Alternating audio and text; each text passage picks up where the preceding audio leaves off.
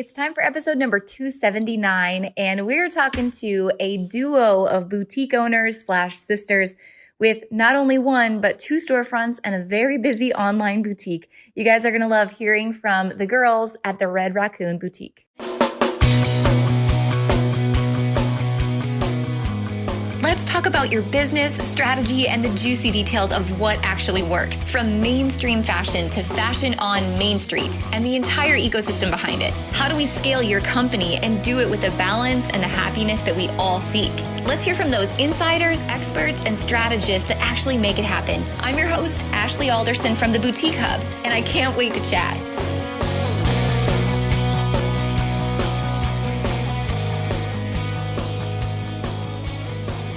I've had the pleasure of meeting the entire family behind the Red Racoon Boutique a handful of times since they've been longtime Boutique Hub members. So today I am so excited to introduce them to you and to talk all about what's made their business a success. From being the 2018 runner-up Storefront Boutique of the Year in Indiana to the 2019 overall Boutique of the Year winner, plus the 2020 overall Boutique of the Year winner. These gals have got some awesome things going on, from running two storefront businesses, a very busy live sale and online business, and multiple other family businesses. Today, you're going to meet both Jennafer and Jessica, who are sisters in the business. Plus, you're going to hear about their mom, Jamie, who also is like the glue that keeps the family together as well. We're going to talk about all of the ins and outs of building the business, of managing inventory in multiple locations, of live sale ups and downs, of what it means to go to market, and of course, how 2020 has really changed their business. So get ready to take notes. I know you're going to love this episode. These gals are hard workers and see the industry on the ins and the outs and the ups and the downs every single day. Get ready to meet the family behind the Red Racoon Boutique. Hey guys, welcome back to the podcast. We have a 2-for-1 on the podcast this week with two guests, two sisters, nonetheless, Jennafer and Jessica from the Red Racoon Boutique. You guys, I am so excited to have you because, first of all, congratulations are in order, right? We've got 2020 Boutique of the Year in Indiana. How awesome is that? And like a 3-peat winner in the Boutique Awards as well, correct? Yes. Yes. Man, 3 years in a row. I love that. And the cool part about it is I appreciate the opportunity that we've had to meet one another in person because of the Boutique Summit and the Boutique Awards, but also seeing you guys in Dallas and Vegas and all over. So it's been amazing to watch your guys' growth and success. So congrats on that. Hey, thank you so much. Thank you. Yes, it has been so fun getting to know you and the whole Hub team. You guys are the best. Yes. So nice that you can reach out at any given point, and you guys are more than willing to help us out. Yes, for sure. Oh, well, I appreciate that. I appreciate that we actually get to build friendships. You know, it's more than just seeing you guys in a Facebook group, but it's actually getting to see you in person and watch your growth and success. And so I encourage anyone who's listening who hasn't yet come to an event, or at least come to the showroom at Dallas Market, or gotten to meet us in person. We are personally invested in you guys. So yes. It's pretty cool to meet you in person. Thank you so much. Let's start here, you guys. You've got a family business. You've got an online business, a mobile business, 2 storefronts. You ladies are busy. And I want to give everyone some context.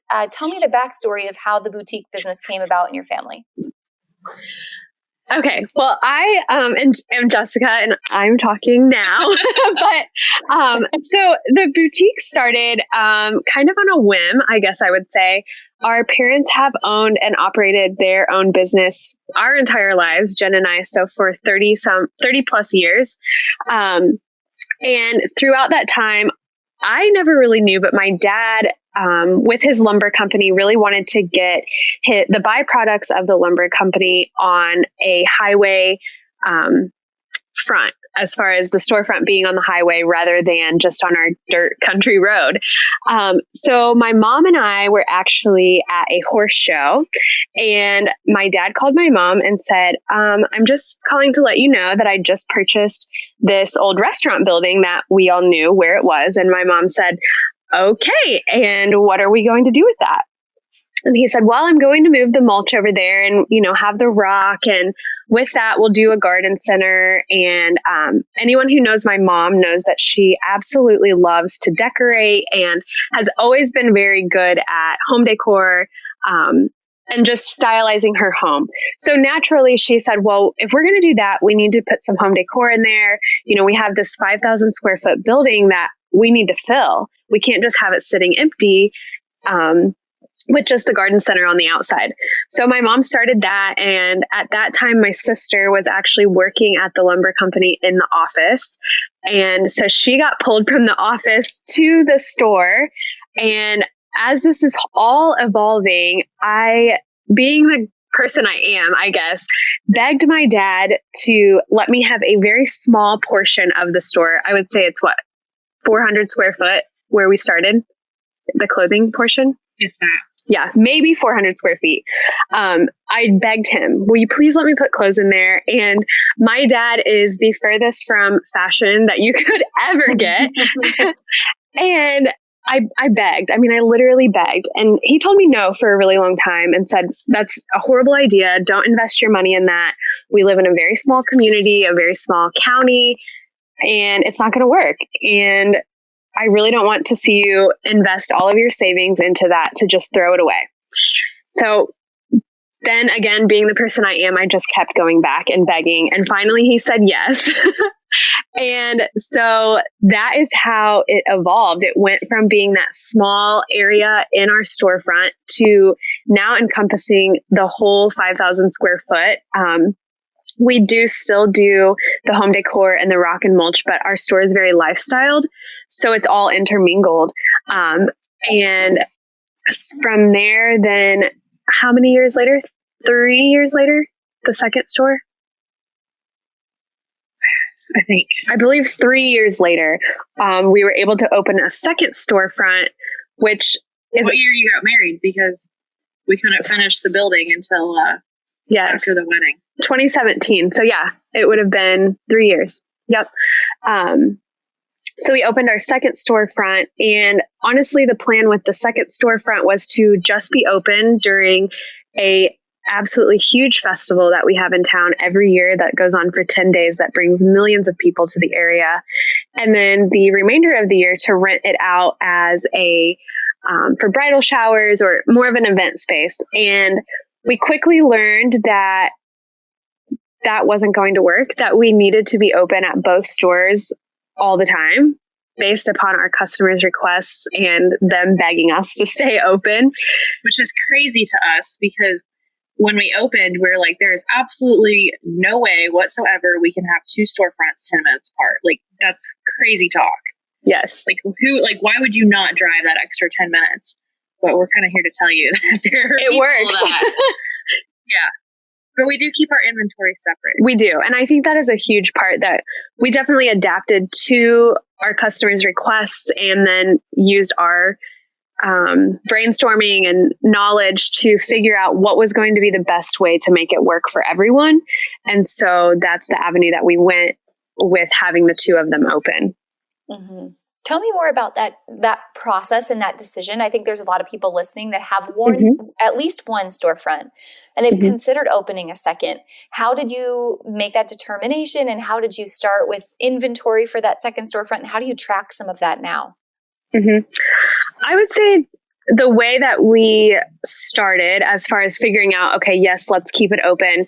We, that festival that I spoke of earlier happens every year in October for 10 days. And so that 10 days of October, we were open. And that year, our first year of being open, we decided to stay open until Christmas with the idea of we can get that inventory moved out. We're not going to have to take that inventory back to the warehouse or back to our main storefront. And more for us, it was, this just makes sense because it'll be a little bit easier as far as moving inventory back and forth. And then, so we stayed open until Christmas Eve. We were closed in January, and then probably starting in February, we still had the idea at that point that we were going to stay closed. And customers just were contacting us Mm-hmm. at our main storefront. They were messaging us on Facebook. They were personally contacting and reaching out to us asking, hey, when is Ruby's going to be open again? And I said, well, we're not sure. Like, that's not really our plan. And so I feel like we really just listened to what the customers were wanting and asking as far as deciding to reopen. Mm-hmm. And so then we did decide to reopen. And Jen can probably share more about as far as the inventory side of it, like how we decided how much inventory to buy and maybe that learning curve. I feel like she would be a little bit better at that. Mm-hmm. We really, or we could just say, a lot of times we really don't have a plan. We just adapt. If inventory's looking a little low, we're like on it to replenish and fast. The first couple of years, we kind of had an idea as far as how much inventory to purchase for this festival. Yeah. And then last year, we're going to really like step out of the box and we're going to what do we do? Double our inventory. Yes. Probably, like literally, stepped out of the box and did that. And we totally, the first night, it was like, I don't know, 9 o'clock, 10 o'clock at night. Jessica calls me and she says, we need to go to the warehouse and bring another load. And I'm like, it's seriously like 9 or 10 o'clock. She's like, I know, but we need clothes. And we had no power for whatever reason at the warehouse that night. Like a storm had came through and knocked it out. So here we are. At that point, I had a 2-month-old baby. Yeah. So here we are loading a trailer of inventory to replenish. Our husbands are like totally on board, super helpful during the process. But I guess that this is really the last market. Besides that festival week, this last market's the first time that we've been ordering more than one pack. Mm-hmm. And it's just kind of something that we felt like we needed to order a little bit deeper because we order fairly wide. I'm actually really excited to hear that because I think there's a lot of boutique owners that feel like I have to order more than one pack. But really what you're illustrating is we can go wider versus deeper while we're getting the lay of the land and having 2 stores, right? Yes. And we have kept both of, oh, sorry, I cut you off. No, go ahead. Pick up right where you were going. We do keep our inventory separate for the 2 stores. So what you find at one store, you're not going to find at our other store. For the most part, you're going to have there might be some denim or crisscross camis or kind of those basic pieces that you are going to find at both places. But the purple shirt that you find at one location, that same purple shirt's not going to be at the second location. So that's kind of a avenue that we were able to go down of being able to buy a little bit wider. We're just recently being able to start buying a little bit deeper, but I think the deeper has more so because of our online sales kind of increasing. And we do, I know Jen said that we keep our inventory separate as far as which storefront they are at, but our hub as far as our tracking system is all one system. And then we just use tags in our Shopify to denote which location it's at, whether it's at our main storefront, if it's or in our warehouse, or if it's at our second storefront. Just so Jen does all of that side of it. And so that when she is at her office, it's all one platform, I think is why we stuck with that avenue. Correct. We, before switching to Shopify, we had used QuickBooks Point of Sale, and I really like QuickBooks Point of Sale. It was a good program, but we needed something that was going to keep up with online, with being able to sell in real time. And so we had switched to Shopify. When we switched to Shopify, we felt that it was easier to go and have one location rather than separating the locations. And I don't know if that's right or wrong, but for us, it was more time efficient to not have to be scanning items from one location to the second. And then if at the end of the season, we're taking it back to the warehouse to have to scan those items back. So that is why we went that avenue. That's actually super helpful to know. So I hope everyone listening caught that little tidbit because I feel like I see that question a lot of, do I need a whole separate inventory and do I need a separate tracking system? But just that you guys are using tags to separate those locations, the 3 locations, makes it a ton easier. Mm-hmm. How do you decide this because you've got, your online business, you're doing comment sold as well, and the 2 storefronts. When you're bringing new inventory in, what's your process for launching new inventory and choosing which spot you're going to launch it first? So our process, and actually up until this point, it's kind of been just a messy process as far as what we felt we needed in what location or what we felt needed to launch. And I feel like it's actually taken us until this year to really push inventory at the right time as far as knowing when to launch it. And we were always bad about launching it a little bit too late. So I think it's definitely good to stay up with the trends and, to put the fall stuff out as fall is approaching, not once it's already hit. And that's kind of how we process it as far as when new inventory comes in. Our first step is that it typically is put in a live sale or posted within our VIP group on Facebook. When we created our VIP group, that's definitely the goal that we had with the VIP group, was those customers were going to see the new arrivals first. So we started there and then added live sales after we had created the VIP group. So then we, kind of adapted and started throwing new inventory into live sales. And then once it's gone into a live or has been posted within the VIP group, we then either put it on the sales floor at our main location or we take it to our second location. And the way we decide which location it goes to is either based upon the style. I feel like our customers at both locations have a little bit of a different style. And also B, our employees are amazing as far as telling us we really need these colors, or we really need dresses, or the floor is too full, it can't come out here, that kind of thing. So a lot of good communication with our employees, and we kind of leave it up to them as far as what item is going to go where. We have 2 or 3 lead stylists and managers that are really, really good at identifying what is needed and where it should go. That's super helpful. Do you feel like on the back end of your Shopify, there's certain apps that you have installed, or are there key reports that you guys are pretty diligent about sitting down with your team and reviewing every week so you can best make those decisions? I feel like we literally just switched to Shopify, and I feel like we're still learning a lot.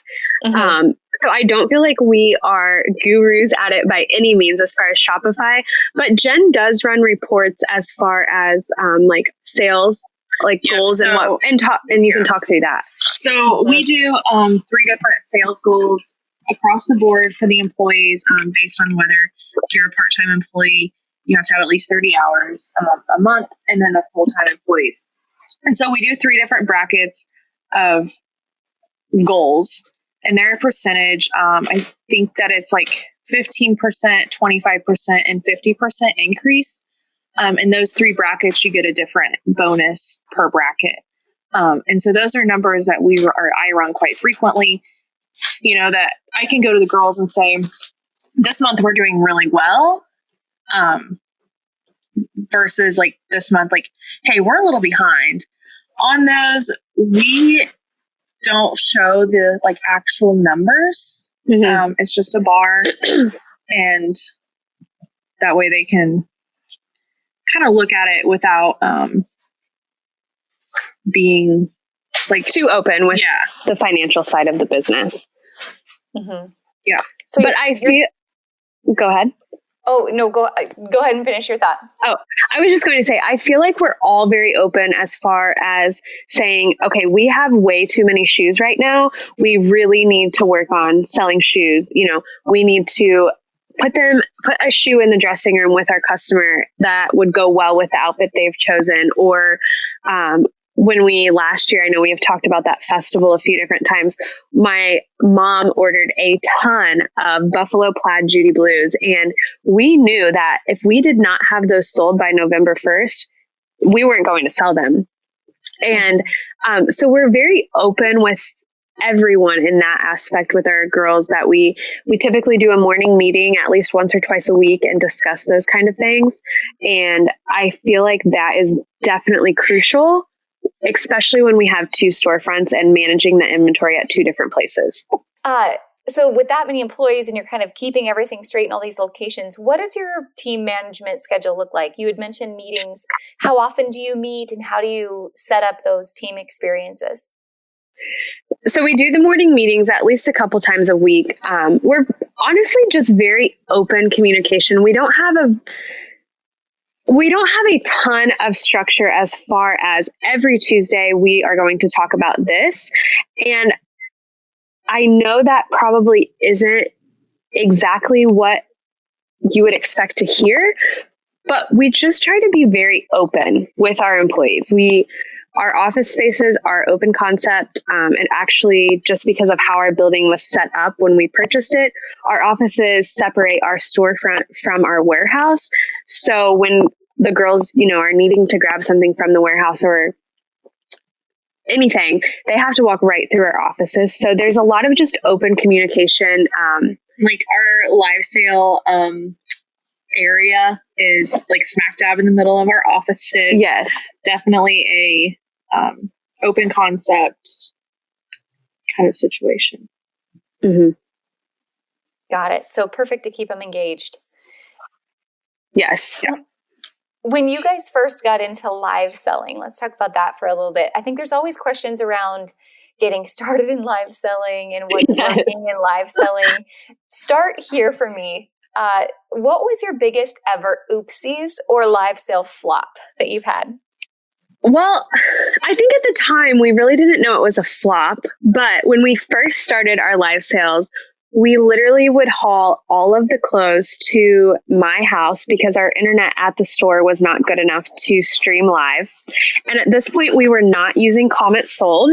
And Jen's fiance at the time, they weren't married yet, would come to the house and would literally write down every single order that anyone had.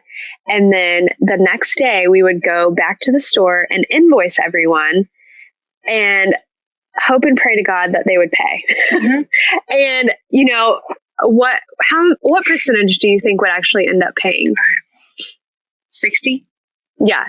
And it would literally take Jen all day long to invoice those people. And we weren't selling that much stuff. Like at the time we thought we were killing it. Like we were 2-3 hour long live sales, and the whole next day Jen was pumping out invoices, and we just thought we were rocking it. But looking back, for one, we should have implemented Comment Sold a lot sooner.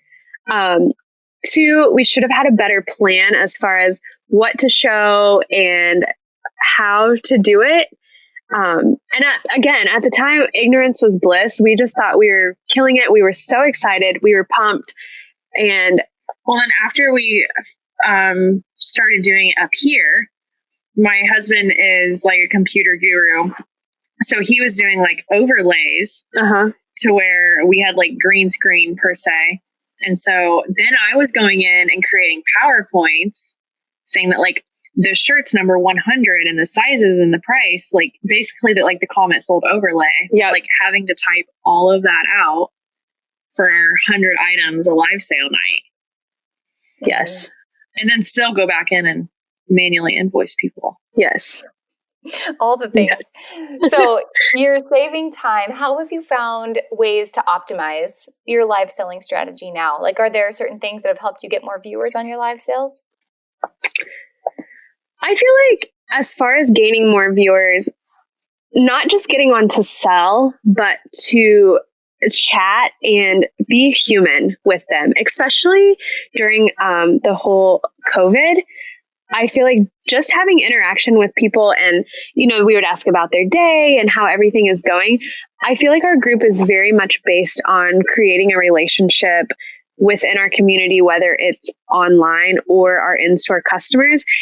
And I feel like that has really helped our live sales continue to grow, but also to retain our are like faithful viewers that are always on. Anytime we hop on, they're there. Mm-hmm. Talk to me about family time next. So it's you guys and your mom, Jamie, as well. Yep. You've got all the live sales happening, all these, different businesses coming out of these different locations, the mulch business with your dad as well, and your mom doing decor. If I was a mouse in the corner on a daily basis, what would I see with you guys working together?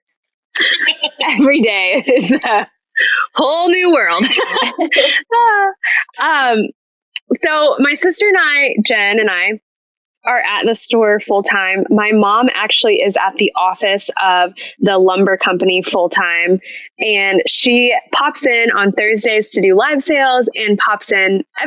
She's in and out a lot. She does a lot of the behind the scenes stuff, but isn't physically at our storefronts full time, just because she does everything for the lumber company, accounting wise and that side of thing. But as far as Jen and I, you can talk about what you do. When all the invoices come in at the store, I am the one who, after they get unpacked, I go through, we keep like a baseline of how much we want to mark things up. But a lot of times you have to see that piece to see what that piece is going to sell for. Sometimes you get those pieces that you order online and you pay $20 for it. And looking at it, you think, I'm really going to be lucky if I can get $29.99 out of this shirt. And so we go through piece by piece to price the pieces. I run them through. I use Market to Boutique as the Shopify app, and then use that to integrate into Shopify. And then we print the tags. After the tags are printed, all the clothes are tagged and steamed. We find a lot of damages that way. And so that is something that is important to us. We don't want to ship a shirt to a customer that has a damage. It's just, yes, we want to catch that prior. So that takes up a lot of my day, is doing the inventory side, the reporting side, the sales tax, kind of those behind the scenes things that you don't always see. But then also at the store with the rock and the mulch, is me and my husband run the loader. So kind of I'm always there if someone comes and needs their trailer loaded or whatever. Yes. And then for my side of it, up until recently, I was doing all of the social media side of the business, as far as the scheduling of the posts, creating graphics, that side of things. And it was nice, especially because I had just had Briggs, so I was able to stay home and do a lot of that from home. And with traveling, I show horses, so I'm gone a lot in the summertime. And so it even allowed me to be able to be gone and still feel like I was contributing to the business. Recently, we did hire somebody that could be that customer service and social media side of the business. And it has allowed me to be more involved in the daily tasks, as far as planning out the live sales, photographs, making sure all the inventory gets photographed. I feel like we have a lot of inventory because we do buy wider than deeper. And we have learned through the years that the more of that we can get online and get in the live sales and have on our app, obviously the better chance we are going to have at selling it before that time period, as far as the season change or whatever, before we run out of time to sell it. Well, and we very rarely buy online. Yeah. We buy probably 90% of our pieces at market.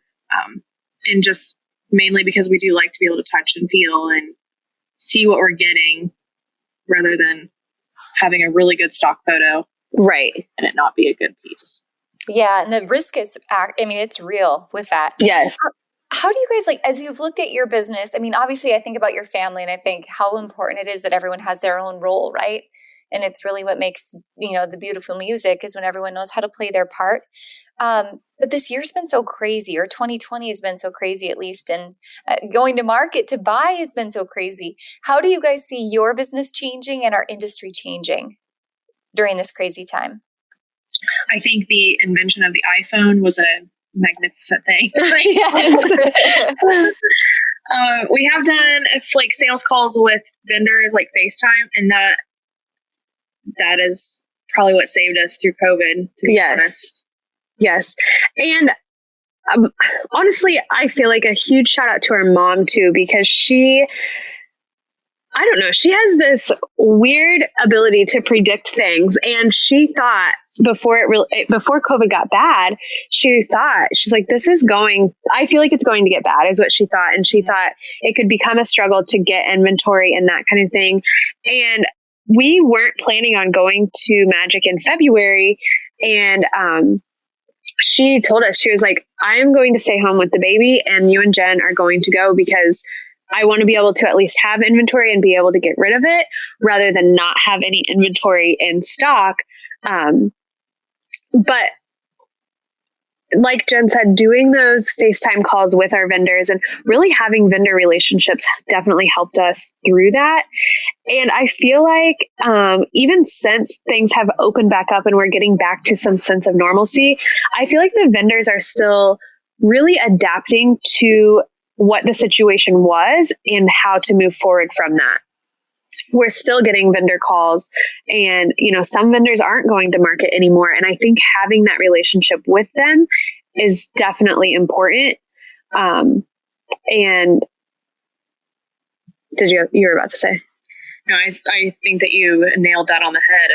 There are so many vendors, or at least one of our biggest vendors, that they didn't go to market. Yeah. And from talking to them, it was almost like COVID never hit financially with them. They were doing like record sales and they weren't having the booth rent. Mm-hmm. Man, just all shifting, right? But it sounds like you guys are able to adapt. And your mom does have a sixth sense, and you're absolutely right. Man. Okay, let's shift gears. I want to hear something a little bit more personal. So talk to me about, where do you guys go to fill your cup? Where do you go to get motivated day in and day out? Is there a podcast or a YouTube channel or a mentor you guys love to follow?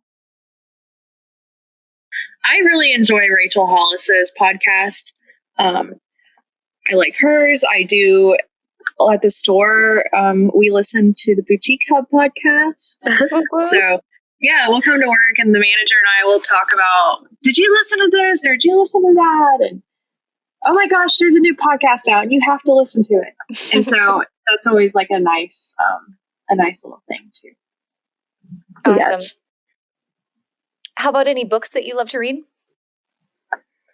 Jen is definitely the bookworm as well. I am like super just free spirited. And honestly, this sounds bizarre, but I fill my cup by going to horse shows. Once I return from a horse show, I am just fired up, and it's really just a time for me to do my own thing. And I don't know, it really makes me want to do better for the business. I don't know. I feel like that's a weird explanation, but that's just how it is for me. Yeah, I think that. Yeah, I am kind of a workaholic. I probably would rather work than do anything else. But I do think that, like getting away and turning off your phone, and I mean, to an extent, you can't just run away, but like get that like personal time to like gather your senses. And I do enjoy like sitting by myself for that like 30 minutes a day. Like, leave me alone. Let me like take everything in and kind of rejuvenate. So, man, they say distance makes the heart grow fonder, and I think that's so true in business. It's amazing how how much of a difference just a little time off makes. Yes. Perfect. All right. Thing. What is your favorite trend at the moment? Ooh, favorite trend. My favorite trend is anything sequins, anything fringe, and bell bottoms, graphic tees. I have a lot of favorite trends. I like the style of kind of businessy, but funky at the same time. Mm-hmm. Mixing those two together. I would say like the blazers are my favorite, which I market this last time. I don't feel like we saw as many as prior markets, but I like that, like the blazer with blue jeans kind of look. I like it. Business in the front, party in the back, kind of like Yes. Perfect. Well, you guys, any last advice that you would have? Actually, I'm going to make this 2 questions. First of all, any last advice you would have for someone who wants to open and work in a business with their family?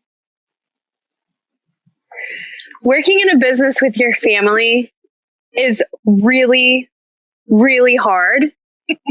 Especially when you all are stubborn and feel like your way might be better than the others. But at the same time, I feel like working in a business with family is by far the best and most rewarding, and totally contradicting to what I said as far as it being hard, but the easiest as well, because if you need to leave for what, Jen said she likes to or unwind and do her own thing. If she needs to do that, everyone is okay with that. You don't have to worry about those kind of like big corporation hierarchies as far as getting it approved or that kind of thing. And for me, myself, I know I am gone so much with showing, and it all just ends up working out. We make it work. We work really hard when we're home. And I don't want it to sound like we just run off on vacation all the time, because that's definitely not it. But there are definitely periods of time where I know that, if this is the world show, that I'm going to be gone and I just have to make it work. And so the other parts of our family pull the weight during that time, which I feel like is so nice about working with family. Mm-hmm. I love that. All right. Second last question is any last piece of advice for other boutique owners that are listening? I know you guys have been hubbies for a long time. Obviously, you participated in the boutique awards, all the things. Is there advice you wish everyone here would take to heart? We were like hubbies before before there was like payment. Like, we were like 3 hubbies. Yeah. Yes. Oh, geez. I think the biggest thing is to work hard and don't give up. My dad has always said that if there's something you want to do, if you work hard at it, you can do it. Mm-hmm. Whether it's, I don't know, even the smallest things. Like he always says, I bet you could clean sidewalks. If you worked hard enough at it, you can make a living doing it. And I think that that's definitely the truth. And I think building on that with the boutique movement of so many places or so many people have boutiques, which I think is great, because I think there is a great trend to shopping local, shopping small. But don't get caught up in what you see on Instagram or what you see on Facebook. You can post whatever you want to post. You can post the best pictures. You can have the best videos. You can have the best wrapping paper. But it all boils down to what is really going on. Mm-hmm. I think just stay in your own lane, do your own thing. And even if everything you're doing is what everyone says not to do, if it works for you, you need to keep doing that. I feel like our business is the epitome of that. Well, and I think, yes. And I think too, of quit selling yourself short. Like, be more than just a clothes flipper. Yes. Yeah. That you don't want to buy a shirt from the vendor for $12 and you and your boutique sell it for $15. Right. I wouldn't think. Right. Like, you need to make a profit. Yeah, so good. Build your brand. Don't just be a clothes flipper, right? And just like we were talking about before we even got on the podcast, man, I feel like the biggest misconception in boutique land is it's going to be easy and it's going to be fun and it's going to be so glamorous, And then you get in and you're like, dang, this is not what I expected. Someone sold me short. And then you find glamour in some of the most mundane things. Like, I actually really enjoy unpacking boxes. And it's not a glamorous job. Right. Mindless activity. Oh man. All right. Well, you guys, last question. And you guys know I love to ask this question because I believe that we're all here for a much greater purpose than just selling clothes, right? So talk to me. You've got a family reunion now, 20 years down the road, and there's all kinds of grandkids running around and family, and your entire family sitting down talking about the businesses that you built together and the life that you lived. As you think about that, what is the thing that you really want to be remembered for the most?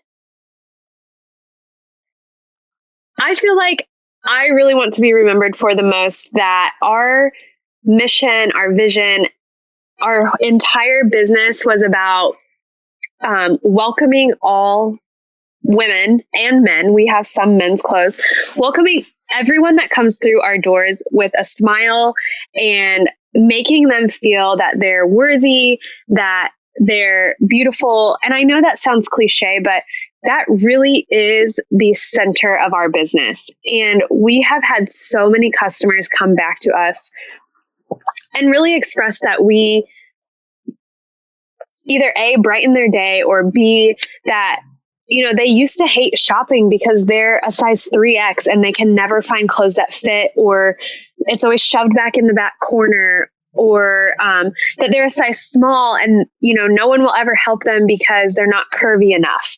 So I feel like that is what I would really want to be remembered for, that I was just a shining light in somebody's day, and that our business over our whole time period of being open was kind of a safe haven for women. Yes.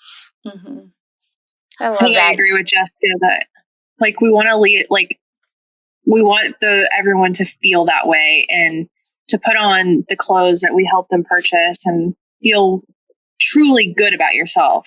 Right. And I think that everyone across the board knows and can like feel like when you put something on and you're like, oh my gosh, I look awful in this. And then you put something else on and you're like, whew, I'm ready to like take on the world. Like you want that take on the world mentality. And I feel like it's very personal for Jen and I, because through our business, we have learned that each of us, even our mom as well, have experienced some type of situation where we, I don't know if bullied is the right word. I don't really feel like I was bullied, but we're attributes that we had people talked negatively of. I know Jen through high school had the mean girls in high school. You know, I had a coach that as I was growing up and showing horses was, I mean, she expressed to my mom that my mom really needed to help me out because I was too fat. And I think my mom has expressed that she has, you know, had some of those demons from the past too. So I feel like that's where it's really personal for us, and it's really deep in our roots. Mm-hmm. Is that you never want to make someone feel the way that like they've made you feel. Yeah. Yep. I love that. You guys are shining lights. Thank you so much for being on the podcast today, you guys, and sharing your story. And my greetings to your mom as well. And congrats again, you guys, on the boutique award. And thank you for being hubbies for so long. This was really a treat. Thank you. Thank you so much. Thank you for having us. Yes. Hey guys, real quick. I know as you're thinking about this podcast episode and what can I do today that's really going to impact my sales tomorrow, especially in the fourth quarter, I want to talk to you about the Holiday Marketing Masterclass. Probably the biggest mistake I see boutique owners make in the fourth quarter is hustle all season long for these record-breaking sales numbers, but being left with no profit at the end of the day. And if there's two things I want for you guys this year, it's profit and it's peace. So stop giving away the farm with gross blanket sales, right? Stop marking everything down and overstaffing and not having the right inventory or being left to plan at the very last minute. Inside of the Holiday Marketing Masterclass, I want to walk you through 7 steps, 7 modules to help you prep everything from in-store events to e-commerce maximization to driving traffic, running ads, building holiday engagement by using our calendars and our sales funnels, and done-for-you step-by-step engagement ideas. We're going to talk about 9 essential events to run and the promotions versus the sales that are going to leave you profit at the end of the day. Guys, again, it's profit and peace that I want you to experience this season. So nearly 1,000 boutique owners have taken part of this training that we've offered for about 4 years now, and it's completely updated in 2020 to today's changing landscape. So if you want to learn more, if you love my personal help throughout the entire holiday season, proven to double the sales of many boutique owners who've taken a part of the program. Check it out at holidaymarketingmasterclass.com.